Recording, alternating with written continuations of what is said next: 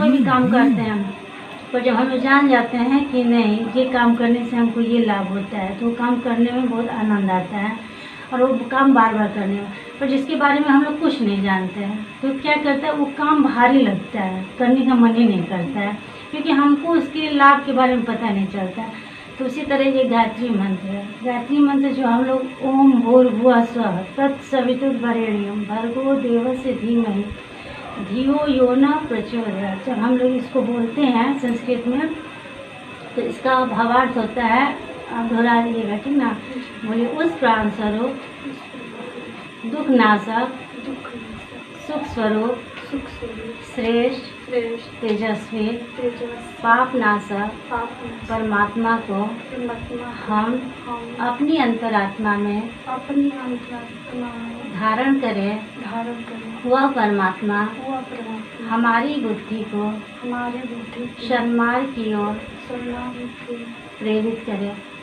जब हम लोग गायत्री मंत्र पढ़ते हैं तो बार बार यही प्रार्थना करते हैं।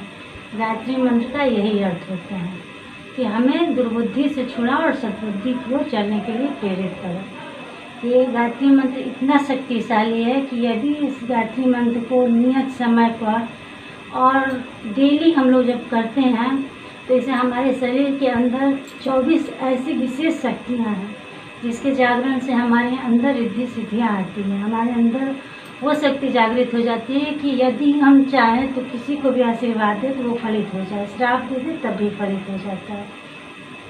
हमारे शरीर को स्वस्थ बनाने के लिए गायत्री मंत्र बहुत ज़रूरी है। एम्स के डॉक्टरों ने रिसर्च किए और बताएं कि जब गायत्री मंत्र हम लोग करते हैं, जब नियत समय पर और डेली गायत्री मंत्र का जाप हम लोग करते हैं तो हमारे शरीर के जो मस्तिष्क का अगला पोर्शन है उसमें एक गाबा नामक एक केमिकल बनता है जो हमें डिप्रेशन से दूर रखता है, हमको तनाव नहीं होने देता है। क्योंकि आजकल देखती है ना, बात बात में तनाव होता है लोगों को हमेशा।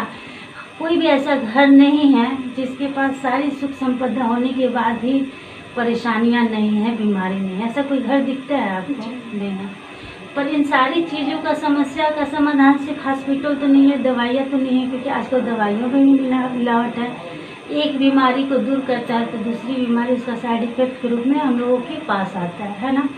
पर एक ऐसी बीमारी का इलाज जिसका कोई साइड इफेक्ट ना हो बल्कि 100% फ़ायदा ही फ़ायदा है, तो उसे करने में अच्छा है या बार बार डॉक्टर के पास जाने में फ़ायदा है, ये बताइए। हम लोगों को एक ऐसा इलाज ढूंढना चाहिए जो कि हमारी सद्बुद्धि को सही रखे, अच्छे कार्य करने के लिए प्रेरित करते रहे और हमें इस बात का ज्ञान हो कि हमारे क्या खाने पीने से हमारा शरीर स्वस्थ होगा, क्या खाएंगे पिएंगे, किस तरह के वातावरण में रहेंगे जिससे कि नुकसान होगा।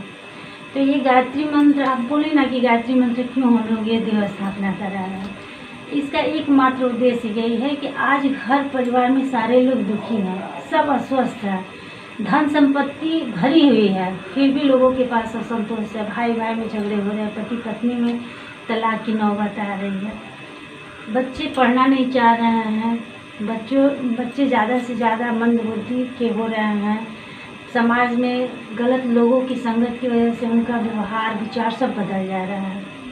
सिर्फ सारे लोग दुखी हैं। उन सारे दुखों को दूर करने के लिए ये घर घर में परम पूज्य गुरुदेव के विचारों को हम लोग पहुंचा रहे हैं कि यदि वाकई में हम लोगों को सुख शांति चाहिए तो हम लोग ऐसे विचार से जुड़े, ऐसे गुरु सत्ता से जुड़े जिससे कि हमें लाभ हो। तो देखिए, ये जो परम पूज्य गुरुदेव पंडित श्री राम शर्मा आचार्य जी हैं, ये गायत्री परिवार के संस्थापक हैं। इन्होंने एक ऐसे सिद्ध संतों का संगठन बनाया जो अपने समय, श्रम और साधन को समाज में जाकर के अच्छे विचारों को देने के लिए अपना लगाते हैं कि हर कोई सुखी हो, किसी के यहाँ दुख न हो। उसी में से हम लोग भी एक समयदानी हैं जो परम पूज्य गुरुदेव से दीक्षा लिए और उनके बताए रास्ते पर चलकर हम लोगों ने सुख पाया है। हमें वो सारी रिद्धि सिद्धियाँ मिली, वो सब कुछ मिला जो कि हमें इच्छा थी और हम वो झा सोखा पंडित पुराण के चक्कर में पड़े रहते थे।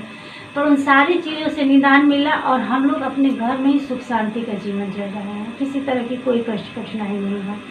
तो हम लोग भी चाह रहे हैं, हम लोग के मन में भी इच्छा हुई कि हमारी तरह बहुत सारे लोग हैं जो दुखी हैं, उनकी समस्याओं का समाधान उन्हीं के पास है, पर शायद उनको पता नहीं चल रहा है कि क्या है। तो ये जो गायत्री मंत्र है, ये 24 अक्षरों को इस तरह से बनाया गया है जिससे कि हमारे शरीर को स्वस्थ बनाता है। तो पंडित श्री राम शर्मा आचार्य जी गायत्री परिवार के संस्थापक हैं और इन्होंने गायत्री मंत्र को सिद्ध किया और अपने ऊपर उसका ये प्रैक्टिकल करके देखे कि क्या गायत्री मंत्र सही में है, उसका असर होता है या नहीं। क्योंकि किसी को मान लीजिए कुछ बताइएगा और जब तक उसको पूरा प्रमाणित नहीं होगा तो फिर उसका कोई फ़ायदा नहीं होगा, फिर आपको झूठे लोग बनाएंगे। तो इसलिए इन्होंने 24 साल तक 24 गायत्री महामंत्र का पुरस्कार किया। जो जौ की रोटी और गाय के दूध का छाछ, मतलब मट्ठा को गाय को जौ खिलाया जाता था और वो जब गोबर निकलता था उसी में से जो जौ निकलता था उसी जौ से वो आटा पिसाता था और उसी की रोटी बनती थी और गाय का जो दूध निकलता था उसी के मट्ठा से ये मट्ठा रोटी खा करके इन्होंने 24 साल तक 24 लाख के 24 प्रचरण किया। और गायत्री मंत्र से इन्होंने वो सारी सिद्धियाँ प्राप्त की कि अगर कह देते थे किसी को कि तुम स्वस्थ हो जा तो वो इंसान स्वस्थ हो जाता था। अगर किसी मृतक को कह देते अरे इसको कुछ नहीं हुआ तो सोया हुआ तो वो उठ करके बैठ जाता था। ये सारे लोग जो उनके संपर्क में रहे वो अपना अनुभव बताते हैं, करते हैं। और वो चीज़ हम लोग भी देखें।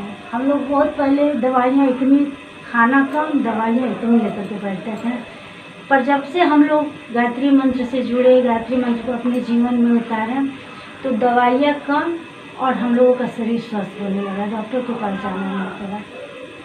तो यही विचार हम लोग लाने के लिए यहाँ आप लोगों के बीच में आए हैं कि देखिए आप लोग भी इससे जुड़िए और इसको करिए।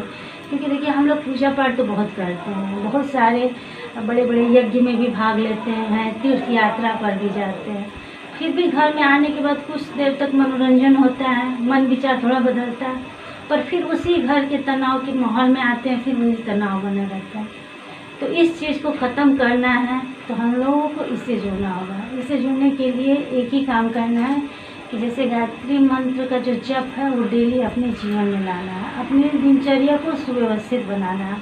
जैसे कि हम लोग अस्त व्यस्त जीवन जीते हैं ना, जब मन किया तब सोए, जब मन किया तब हम लोग उठे, अस्त व्यस्त घर पड़ा हुआ है फिर भी हम अपने आलस में पड़े हुए हैं, तो उससे क्या होता है, नकारात्मकता घटता है।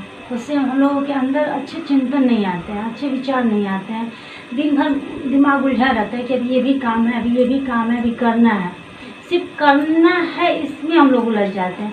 पर अगर हम अपनी दिनचर्या को सुव्यवस्थित कर लेंगे, समय से उठ जाएंगे, समय से सारे घर का काम करेंगे, घर की साज सज्जा को खूब बढ़िया से मेंटेन करके रखेंगे, तो उस समय क्या होता है कि जब हम अपना कोई भी काम करते हैं थोड़ा काम आसानी से हो जाता है, क्योंकि हमारा तनाव नहीं रहता कि हमको काम भी कुछ करना है।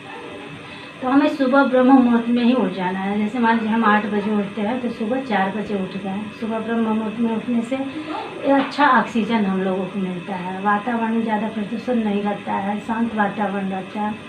सुबह अगर हम लोग जल्दी उठ जाते हैं तो शरीर के स्वास्थ्य के लिए बहुत ज़रूरी है, क्योंकि अच्छी ऑक्सीजन हम लोगों को मिल जाती है। सुबह उठ गए तो काम भी जल्दी हमारा हो जाता है। हमारा दिनचर्या जो डेली नहाना धोना, बाथरूम का है, ब्रश है, ये सब चीज़ें हम समय से कर लेते हैं। उसके बाद सुबह में जब हम लोग भगवान के सामने बैठकर प्रार्थना कोई भी करते हैं तो वो प्रार्थना भगवान स्वीकार कर लेते हैं और प्रार्थना पूरा होना ही होना है, ठीक है। तो इसके लिए सुबह में आप क्या करिए कि सुबह ब्रह्म मुहूर्त में उठिए, नहाइए धोइए। थोड़ा सा तो आलस दूर करना पड़ता है अच्छे काम के लिए। मान लीजिए शरीर अस्वस्थ है तो बेड पे पड़े रहने से तो अच्छा है ना कि नहीं, हम शरीर को पहले स्वस्थ बनाएं। तो कोई भी पूजा पाठ करने से पहले हमें अपने शरीर का ध्यान रखना है। सबसे पहला मंदिर भगवान का, गुरुदेव कहते हैं कि सबसे जो भगवान का मंदिर अगर कोई है तो वो शरीर है। तो शरीर को स्वस्थ बनाना है, ब्रह्म मुहूर्त में उठना है, नहा धो करके फ्रेश होकर के भगवान के पास कुछ देर बैठना है और देखना है कि उनके अंदर वो कौन सा गुण है। जैसे कि होता है ना, भगवान किस कारण से फेमस है। जैसे हनुमान जी राम जी की भक्ति की है, जिसकी वजह से उनको राम भक्त कहा गया। राम जी की पूजा कम, भक्त हनुमान जी की पूजा ज़्यादा होती है। तो हमें भी अपने अंदर ऐसे भाव पैदा करने हैं, दूसरों के लिए हमारे अंदर दया हो, प्रेम हो, ममता हो, करुणा हो, दूसरों को सहयोग करने के लिए हम हमेशा तत्पर रहें। ये भाव अपने अंदर जगाने के लिए ही हम लोग भगवान के पास बैठते हैं। ये भगवान हमारे अंदर भी सद्गुण प्रवेश करें, हम भी किसी के काम आ सके, ये जो हमारे शरीर है किसी के काम आ सके, जो कि हम महिलाओं का काम ही है दूसरे के काम आना, है कि नहीं। जन्म से लेकर के मृत्यु तक हम लोग दूसरे के लिए ही जीते मरते हैं, पर अपने लिए भूल जाते हैं। पर सबसे पहले हमें अपने आप को स्वस्थ बनाना है, तब जाकर हम उनको स्वस्थ बना पाएंगे और उनके अंदर की दुर्बुद्धि को दूर कर पाएंगे। जब हमारे अंदर सद्बुद्धि शक्तियान रहेगा तो उसके लिए यही सिर्फ करना है कि भगवान के सामने बैठ करके प्रार्थना करना। प्रार्थना में भी क्या प्रार्थना करना है? सद्बुद्धि की मांग, धन दौलत नहीं मांगना है। बेटा बेटी मांगेगा उसी में उलझ जाएगा, सब कुछ उसी से है। तो हाँ, सद्बुद्धि सद्बुद्धि ज्ञान रहेगा तो सबसे तो धन वही है, वही ना। सद्बुद्धि में बुद्धि नहीं रहेगा तो सब तो विनाश है।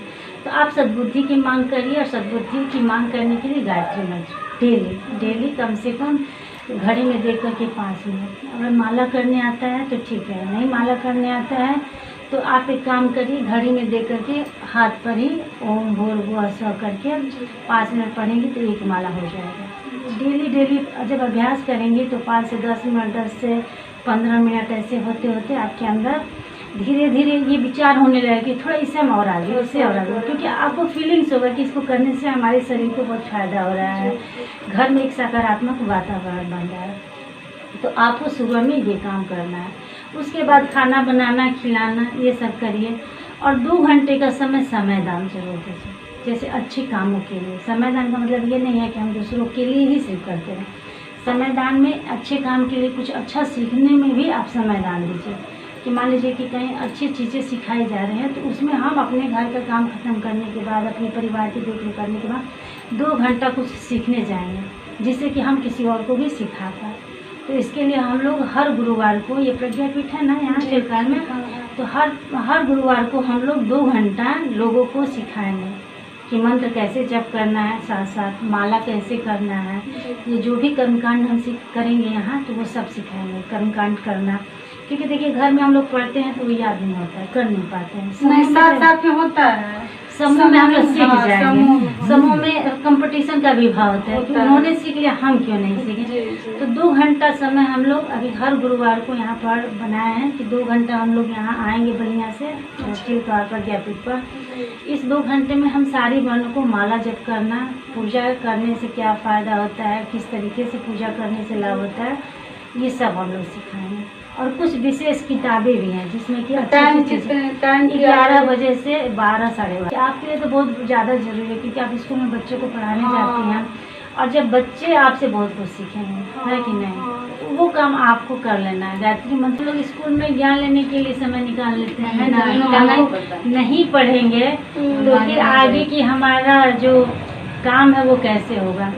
पर जो सबसे ज़्यादा ज़रूरी काम है, जो कि हम लोगों को अच्छी दिशा में कैसे चलना, क्या क्या फायदा, इसके लिए हम लोग चुप जाते हैं, पीछे रह जाते हैं। थोड़ा सा इसी में थोड़ा सा मैनेज करना है। इसमें मान लीजिए कि स्कूल ही जा रही हैं, कभी छुट्टी रहा है बृहस्पतिवार के दिन, तब आ जाएगा, कोई दिक्कत नहीं है। या फिर हम व्हाट्सएप पर आपको कुछ भी भेजेंगे तो एक बार पढ़िएगा जरूर, उसको देखिएगा जरूर। हो सकता है उसी में से कुछ आपको मिल जाए। हाँ, बैठे बैठे हो सकता है कि हमको घर ही बैठे ज्ञान मिल जाए, ताकि आप बच्चों को बता सके। हाँ, ये चीज कर लेना।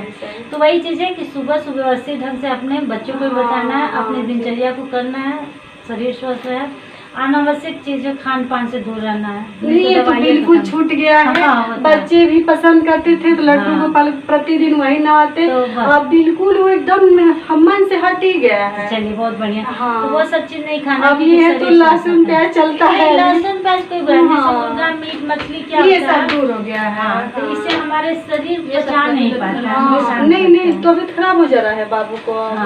तो ये सब नुकसान करता है। तो इन सब चीज़ों से हम लोगों को बचना है। और अपनी दिनचर्या, देखिए पूजा का मतलब अपनी दिनचर्या को सुव्यवस्थित बना कर रखना है। उसमें भगवान से प्रार्थना सद्बुद्धि की करना, बस इतना ही काम करना और ज़्यादा नहीं। और इसी के लिए हम लोग इतना करते हैं। तो ये सबसे ज़्यादा जब हम लोग गायत्री मंत्र पढ़ते हैं तो हमें सद्बुद्धि की प्रार्थना भी होती है। और जो 24 अक्षर है तो पढ़ी लिखी हैं, बहुत लोग ऐसे हैं कि नहीं जानते, इसलिए हम लोग को थोड़ा सा वो नहीं, ऐसी कोई बात नहीं है। देखिए ये बात है ना, ज्ञान जो है अधूरा है, वो तो ठीक है, कितना भी पढ़े लिखे रहे। तो देखिए वही है कि गायत्री मंत्र जब ये है ना 24 जो अक्षर ओम भूर्भुवः स्वः, उसको वैज्ञानिक तरीके से विश्वामित्र जी बनाया है। जो हमारे शरीर में 24 ग्रंथियाँ हैं, ऐसी विशेष ग्रंथियाँ हैं जिसके गायत्री मंत्र पर विशेष प्रभाव पड़ता है, वो जागृत कर देता है और उसी की वजह से हमारा शरीर भी स्वस्थ होता है और हमारा मन अच्छे कामों में लगता है। धीरे धीरे हमारे अंदर एक बदलाव आने लगता है। इसे गायत्री मंत्र नित्य अपने जीवन में 15 मिनट लाइए, ठीक है। अच्छा ये बताइए, तो हम उनको माता जी को हम जब कर सकते हैं, तो हम मान लीजिए कि हम लड्डू गोपाल को रखे हैं, तो उनका भी तो हम कर सकते हैं ना। हाँ देखिए, ये क्या है कि आप ये लड्डू गोपाल हैं, दुर्गा जी हैं, काली जी हैं, सारे लोगों का इस मंदिर में भगवान रखे हैं। ये सारे जितने भी भगवान हैं, इन अपनी शक्तियों को इस धरती पर दिखाने के लिए किसी को राम के रूप में, हनुमान जी के रूप में, काली जी के रूप में हम लोग पूछते हैं। ये जो गायत्री माता है ना, ये कोई अलग से नहीं है। जब इस सृष्टि की रचना हो रही थी तो उस समय इस सृष्टि की रचना माँ गायत्री की वजह से हुई थी। माँ गायत्री की शक्ति जब ब्रह्मा जी के पास आई और उन्होंने इस सृष्टि की रचना की, जितना भी जल है, पशु पक्षी, वातावरण में जो कुछ भी है, ये माँ गायत्री की वजह से हुआ था। और माँ गायत्री की वजह से उन्होंने मनुष्यों में ज्ञान की प्राप्ति हो, इसलिए उन्होंने 4 वेदों की स्थापना की, जिसकी वजह 4 वेद लिखे ब्रह्मा जी, जिसकी वजह से इनको वेद माता कहा जाता है। अब सारे देवताओं की माँ है, इनकी सारे लोग पूजा करते हैं, क्योंकि इन्हीं की वजह से इस सृष्टि की रचना होती है। माँ गायत्री की वजह से सृष्टि की रचना हुई, इसलिए इनको देव माता कहा जाता है, ठीक है। अब ये बताइए कि सिर्फ हम बेटे की पूजा करेंगे तो बेटा आया कहाँ से? माँ से आया है। तो अगर माँ को हम नहीं पूजेंगे, सिर्फ बेटा की ही पूजा करेंगे तो अच्छा लगेगा? या फिर माँ की पूजा करेंगे और बेटे को छोड़ देंगे तो बेटे को अच्छा लगेगा? नहीं ना लगेगा। तो ये सारे लोग एक ही सृष्टि, जैसे भगवान जी लोग अलग अलग स्वरूप में हैं, पर इनकी माता गायत्री माता है। आप सबकी पूजा कर सकती हैं, किसी को भी मतलब अलग नहीं करिए। और ये गायत्री माँ है, इनको गुरुदेव एक स्वरूप दिए हैं। ये निरंकार है, ये सूर्य मंत्र है। गायत्री माता है, एक सूर्य मंत्र है। और ये गायत्री माँ है, एक शक्ति है जो सृष्टि की रचना की है। इनका कोई जन्म नहीं लिया है। ये गायत्री माता किसी माँ के गर्भ से जन्म नहीं लिया है। ये एक शक्ति है, एक शक्ति का स्वरूप है, निरंकार है। जैसे सूर्य भगवान, ये सूर्य मंत्र है। सूर्य के प्रकाश से ही सारा धरती प्रकाशित होता है। उसी तरह माँ गायत्री के ज्ञान से ही, सद्बुद्धि से ही लोगों को ये प्रकाश मिलता है कि हमें क्या खाना चाहिए, कैसे जीवन जीना चाहिए, कैसे कमाना चाहिए। तो आप इनके साथ किसी भी देवी देवता का पूजा कीजिए, बस इनकी पूजा करके फिर उनकी भी पूजा करती हैं तो और ज़्यादा फायदा होगा आपका।